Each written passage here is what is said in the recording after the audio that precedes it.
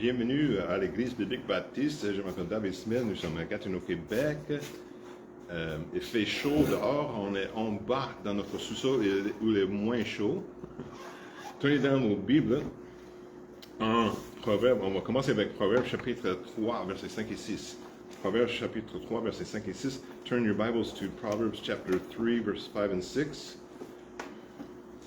Et le titre de mon message, c'est La foi avant les sentiments. La foi avant les sentiments. I'm going to do part of the message in English today as well. The title of my message in English is Faith Over Feelings. Faith Over Feelings. And we're going to start with Proverbs 3, 5 and 6. Mais avant que nous commençons, prions Dieu. Merci Père Céleste pour tout ce que tu nous donnes. Merci pour ta fidélité envers nous. Sois avec nous pendant que nous regardons ta parole ensemble. Seigneur, pardonne-moi mes péchés, remplis-moi de ton Saint-Esprit, aide-moi à prêcher comme il faut, que tu puisses me donner la liberté, pardonne-moi de mes péchés comme tu as commandé et promis, que nous puissions être remplis de ton Saint-Esprit, et sois avec les gens, pardonne-nous de nos péchés et remplis que ton Saint-Esprit soit parmi nous afin que nous puissions comprendre ce que tu veux nous enseigner. Tu puisses empêcher les puissances des ténèbres de nous empêcher à comprendre ta parole et que ta parole soit efficace pour pénétrer dans nos cœurs et nos esprits. Et s'il y a quelqu'un qui écoute à ce message qui n'est pas 100% certain d'être sauvé, qui puisse mettre la confiance en Jésus-Christ comme le sauveur personnel dès aujourd'hui, et nous remettons toutes ces choses entre tes mains. Au nom de Jésus. Amen. La foi et les sentiments. Faith over feelings. Alors, Proverbes chapitre 5, chapitre 3, versets 5 et 6. Proverbs chapter 5. Excusez, chapter 3. Thank you. Proverbs chapter 3, verse 5 and 6. Alors, le point de message, c'est nous devons faire confiance en Dieu et en sa parole, plutôt qu'à nos sentiments. The point of the message is we must trust God and His Word rather than our feelings. Alors, Proverbes chapitre 3, versets 5 et 6, la Bible nous dit « Confie-toi en l'Éternel de tout ton cœur et ne t'appuie point sur ta prudence. Considère-le dans toutes tes voies et il dirigera tes sentiers. » Je vais répéter ce verset, mais il y a certains points que je vais répéter que même si je traduis certaines parties du message, le message n'est pas trop long. Alors, et j'ai trouvé pendant que j'ai pratiqué le message qu'il y a certains points que je me senti que je dois répéter ça, afin que nous puissions vraiment saisir cela, comprendre ce que ça veut dire. So I'm going to repeat some of the verses and some of the points because even though I'm translating also in English a little, that some of the points I just found myself when I was practicing the message that I wanted to repeat or repeat that point or that verse just so I could understand it better. Alors je vais répéter ce verset. Écoutez encore, je vais lire un peu moins vite. Proverbes chapitre 3, versets 5 et 6. Confie-toi en l'Éternel de tout ton cœur et ne t'appuie point sur ta prudence. Considère-le dans toutes tes voies et il dirigera tes sentiers. Alors, et le passage supplémentaire, le verset supplémentaire, c'est 2 Timothée 3, 16. The supplementary verse is 2 Timothy 3, 16. La Bible nous dit toute écriture est divinement inspirée et utile pour enseigner, pour convaincre, pour corriger et pour former à la justice. 2 Timothy 3:16 says, all scripture is given by inspiration of God and is profitable for doctrine, for reproof, and for correction, for instruction in righteousness. Alors, je pense que 17 dit afin que l'homme de Dieu puisse être... je ne peux pas le citer. Mais, alors, comme introduction pour le message, Alors, lorsque nous nous laissons duper en suivant nos sentiments, au lieu d'obéir à la parole de Dieu, toutes sortes de problèmes surgissent. Toutes sortes de problèmes surgissent quand nous suivons nos sentiments ou écouter nos sentiments au lieu d'écouter ou lire la parole de Dieu. Alors, when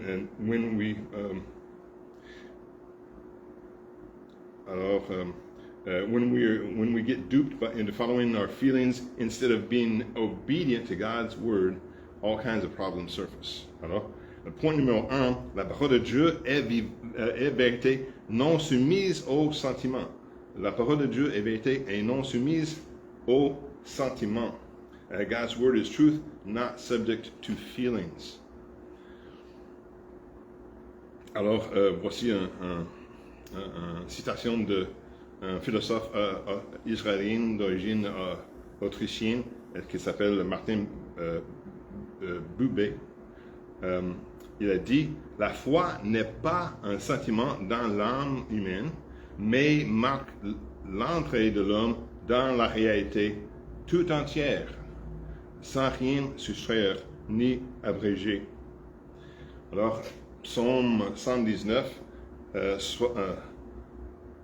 160, Psalm 119, verse 160, la parole de Dieu dit, le fondement de la parole de Dieu est la vérité. Le fondement de la parole de Dieu est la vérité, et toutes les lois de ta justice sont éternelles. Les sentiments sont fugaces et souvent peu fiables. J'ai donné cette illustration dans le passé. Les sentiments sont comme les montagnes russes. Our feelings are like a roller coaster. Des fois, nous sommes en haut, en bas, en haut, high and low. Our feelings are high and low. Elles peuvent faire les tours comme ça. They can make turns. They can even go circle, en cercle.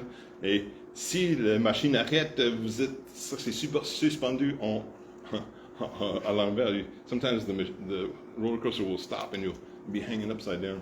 Alors, nos sentiments sont comme ça, mais nous ne pouvons pas dépendre sur avoir la fierté ou faire confiance en nos sentiments. We can't trust our feelings. Alors, parce qu'ils changent toujours comme un montagne russe. They change all the time like a roller coaster. Mais la parole de Dieu reste la même et Dieu est le même tout le temps.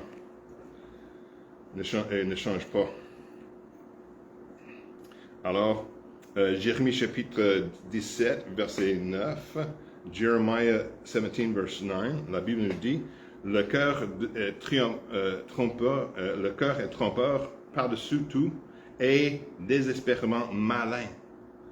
Qui le connaîtra? La parole de Dieu est la norme de vérité et non nos émotions ou nos perceptions. Alors, lettre E, letter E, la vérité ne se définit pas par nos sentiments, mais par ce que Dieu dit. La vérité ne se définit pas par nos sentiments, mais par ce que Dieu dit. Je vais dire ça en anglais. If I can find it. Number 2E. No, number 1E. Truth is not defined by how we feel, but what God has spoken. Truth is not defined by how we feel, but what God has spoken. La vérité ne se définit pas par nos sentiments, mais par ce que Dieu a dit dans sa parole. Ensuite, ancrez vos croyances, lettre F, et ancrez vos croyances et vos actions dans la parole de Dieu, la Bible, la parole immuable de Dieu.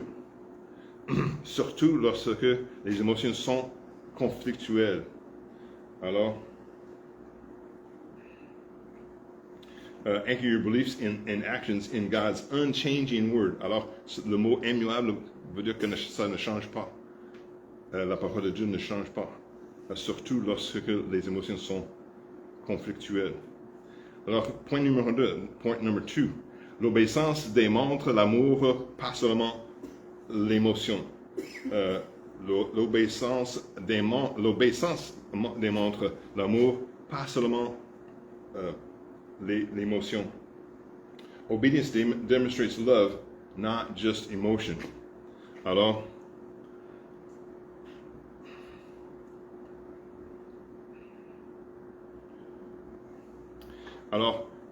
je vais donner une illustration qui n'est pas dans nos plans. Alors, en tant qu'enfants de Dieu, nous faisons de bonnes œuvres à cause du fait, nous faisons des choses pour Dieu, pour sa volonté, pour lui, à cause du fait que nous sommes sauvés, pas pour être sauvés.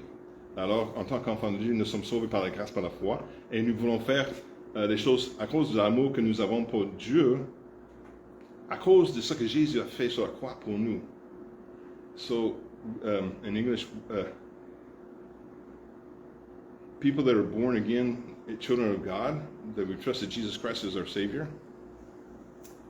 Christians, Bible-believing Christians, we do good works not in order to be saved, but because we are saved, because of the love we have for God in us, because of what Jesus did dying on the cross for our sins, and the love we have for Him pushes us or causes us to want to serve Him and to do good things and to honor Him and to do His will.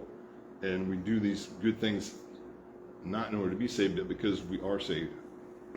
Alors, la Bible dit en Jean chapitre 14, verset 15, John chapter 14, verse 15, la Bible nous dit, Jésus a dit, si vous m'aimez, gardez mes commandements. Jésus a dit, si vous m'aimez, gardez mes commandements. L'amour pour Dieu ne se prouve pas par la passion de nos sentiments, mais par la fidélité avec laquelle nous obéissons. Être un véritable disciple signifie souvent obéir même quand on n'en a pas envie. L'obéissance est le fruit de la foi et la preuve d'un dévouement sincère. Que l'obéissance soit votre réponse, même lorsque votre cœur vacille. Alors, en particulier quand même les chrétiens nous sommes chrétiens depuis longtemps, ou même s'il y a des chrétiens qui ne sont pas chrétiens depuis quelques mois, quelques semaines, quelques années, leur foi puisse vaciller à cause de la pression du monde, de leur famille, mais que l'obéissance soit votre réponse, même lorsque votre cœur vacille, ou que la pression vous cause de vaciller à cause des émotions. Vous pouvez être dans la pression par votre famille, vos amis.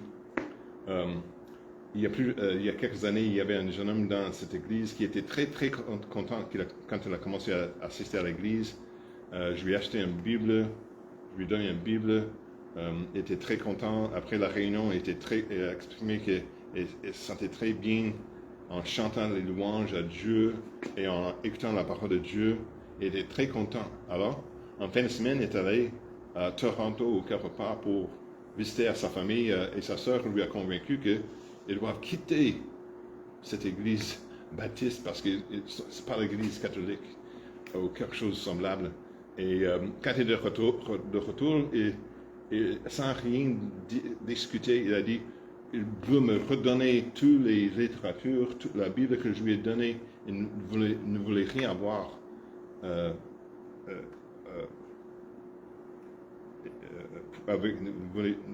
voulait pas plus assister à l'église, ne voulait rien avoir pour de l'église ici.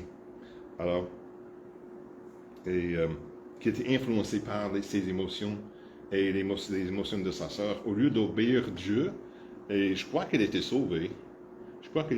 Mais sa sœur lui a convaincu de quitter et qu'il a fait mal à sa famille pour assister à une autre église que leur église, de leur dénomination. Alors, mais il faut obéir à la parole de Dieu au lieu d'obéir aux hommes. Pierre a dit aux Sanhédrins, quand les Sanhédrins lui ont demandé d'arrêter de prêcher l'Évangile au sujet de Jésus, il a dit que nous devons obéir à la parole des hommes ou la parole de Dieu, nous allons obéir à la parole de Dieu. Que l'obéissance soit votre réponse, même lorsque votre cœur vacille. Alors, point numéro 3, point number 3. La foi avance tandis que les sentiments reculent. La foi avance pendant que les sentiments reculent. Faith walks forward while feelings pull back. Alors, une autre citation par un écrivain français, George Bernanos, il a dit que la foi n'est pas autre chose que 24 heures de doute, moins qu'une minute d'espérance. 24 heures de doute, moins une minute d'espérance. Alors, George Bernanos, a French writer, says, faith is nothing other than 24 hours of doubt, less 1 minute of hope. Alors, 2 Corinthiens chapitre 5, verset 7, la Bible nous dit, car nous marchons par la foi et non par la vue. Nous marchons par la foi et non par la vue. For we walk in faith and not by sight. For we walk by faith and not by sight.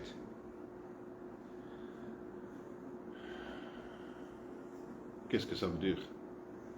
Ben, peut-être que vous avez rencontré des gens qui disent, « Oh, j'ai jamais vu Dieu. J'ai de la difficulté à faire les choses pour un Dieu que je ne peux pas voir. » Mais si vous regardez la création, vous voyez ce que Dieu a fait. Comme s'il y a un tableau, vous savez qu'il y a quelqu'un qui a peinturé ce tableau. Il y a un artiste. Si vous allez voir un poème, vous savez qu'il y a un auteur qui a écrit ce poème-là. Si vous voyez un bâtiment, vous savez qu'il y a un architecte qui a dessiné, des gens qui ont construit le bâtiment. Alors, la nature, le résultat qu'il y a en Dieu. Nous sommes des images de Dieu, créées à son image. Alors, les sentiments peuvent nous éloigner de la volonté de Dieu s'ils ne sont pas soumis à sa parole. Les sentiments peuvent nous éloigner de la volonté de Dieu s'ils ne sont pas soumis à sa parole. Alors, point numéro C, lettre C, dans le troisième point, under the third point, letter C, la foi choisit de faire confiance à la direction de Dieu, même lorsque nos émotions nous disent le contraire. La foi choisit de faire confiance à la direction de Dieu, même lorsque nos émotions nous disent le contraire. La maturité en Christ signifie marcher avec conviction et pas seulement avec réconfort.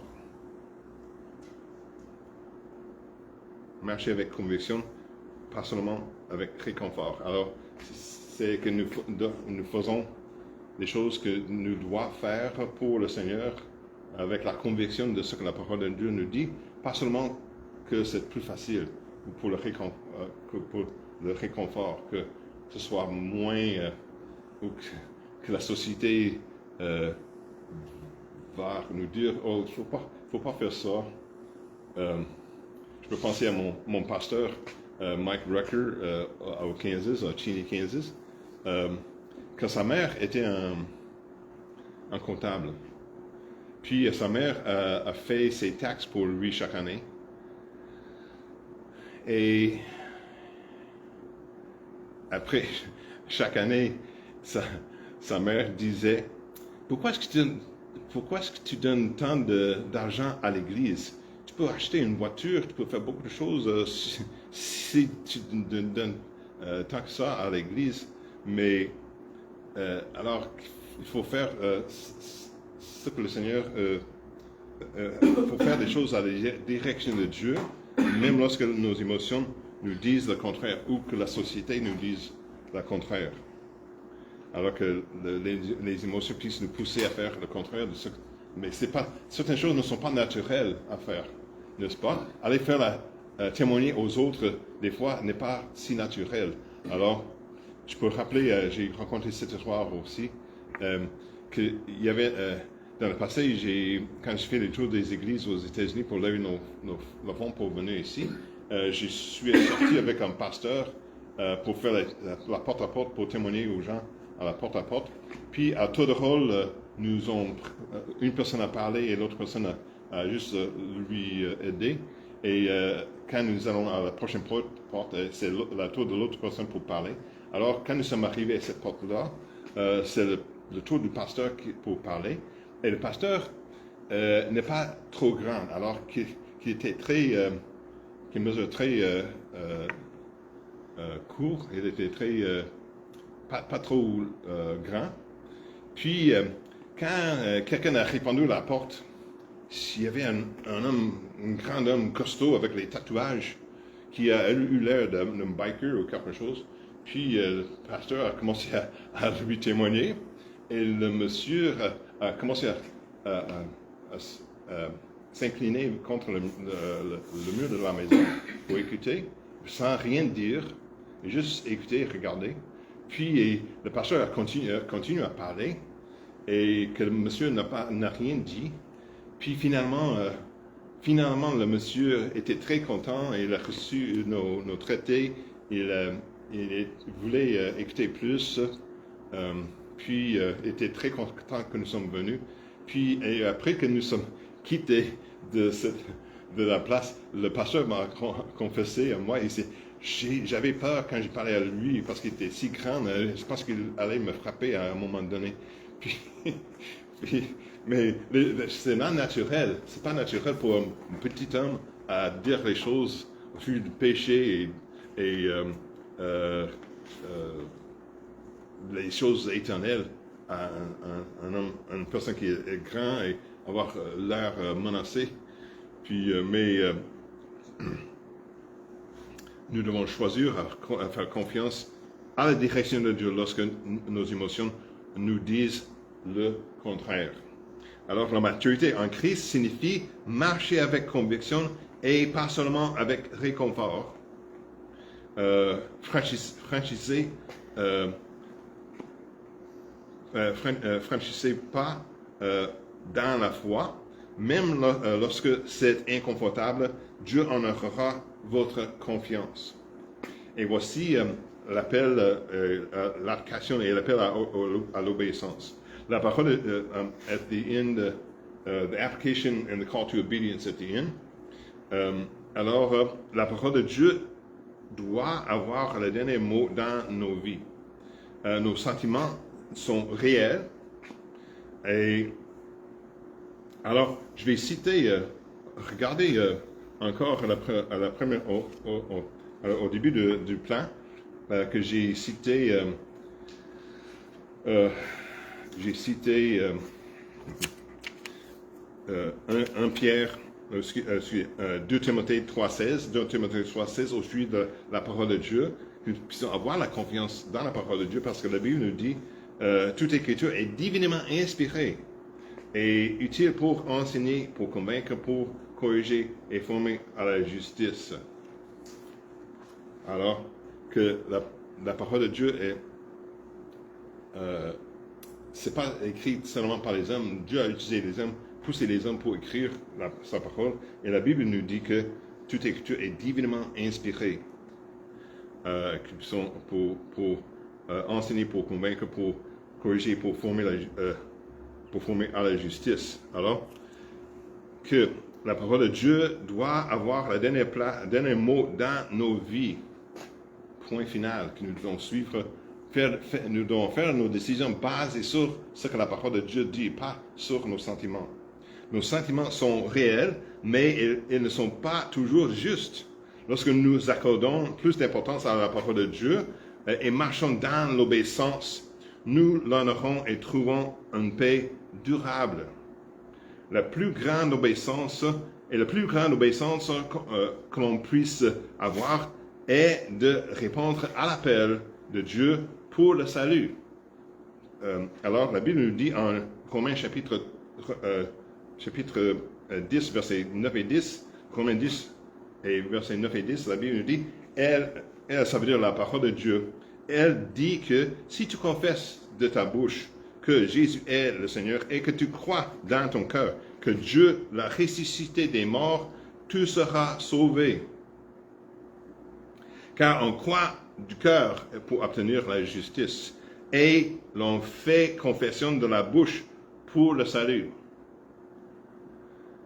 Alors, un prédicateur, un théologien qui s'appelle Jacques Bénigne Bousset a dit que la croix est la vraie épreuve de la foi, le vrai fondement de l'espérance, le parfait épurement de la charité ou de l'amour.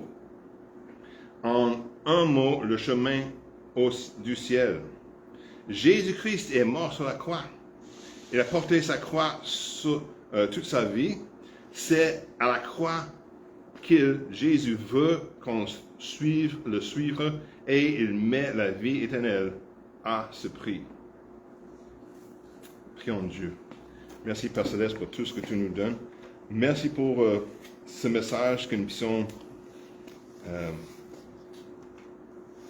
être assurés de mettre notre confiance sur ta parole et pas sur notre propre prudence ou nos sentiments, mais sur ce que tu dis dans ta parole et que nous puissions t'obéir à cause de l'amour que nous avons pour toi.